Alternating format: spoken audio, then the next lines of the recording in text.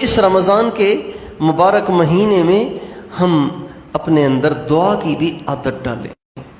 دعا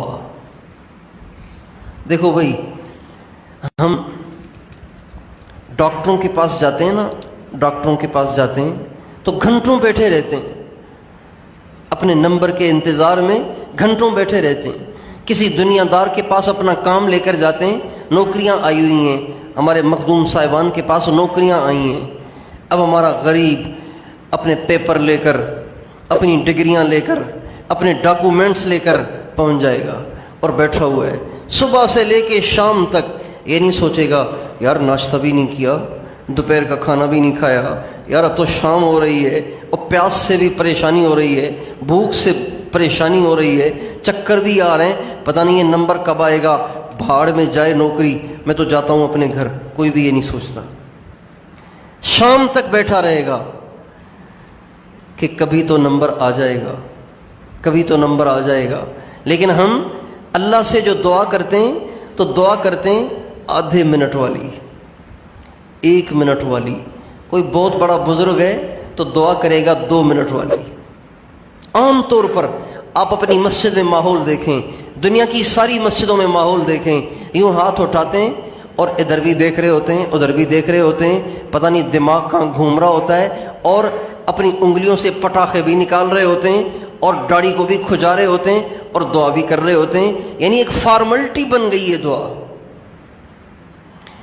کرتے بھی ہیں تو ایسے جیسے آرڈر دے دیتے ہیں. ہم لوگ جاتے ہیں نا کسی ہوٹل پہ کھانا کھانے کے لیے، تو ایک آدمی آئے گا ایک واؤچر لے کر، ایک کاغذ لے کر، اس پہ لکھا ہوتا ہے دال اتنے کی اور کڑھائی گوشت اتنے کا، بریانی اتنے کی، سادہ چاول اتنے کے، شورما اتنے کا. وہ پرچہ لائے گا.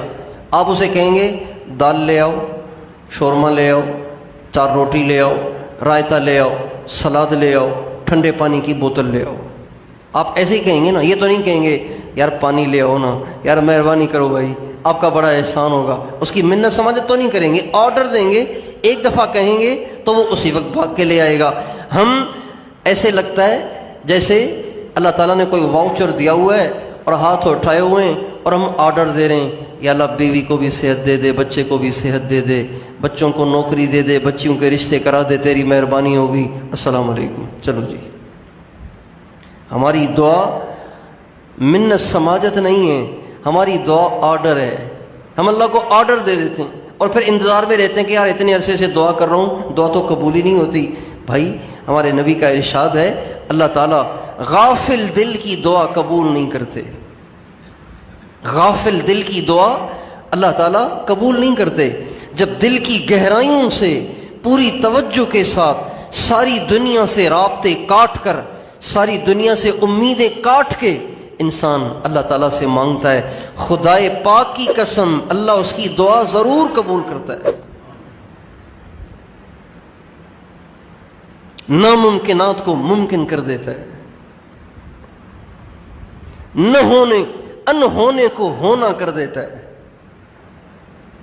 محال کو ممکن کر دیتا ہے،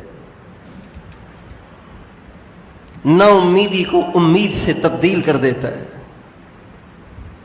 آپ اس طرح سے مانگ کے تو دیکھیں. نبی کریم صلی اللہ علیہ وسلم نے 20 احادیث میں اس رمضان میں ہر دعا کی قبولیت کی خوشخبری دی ہے.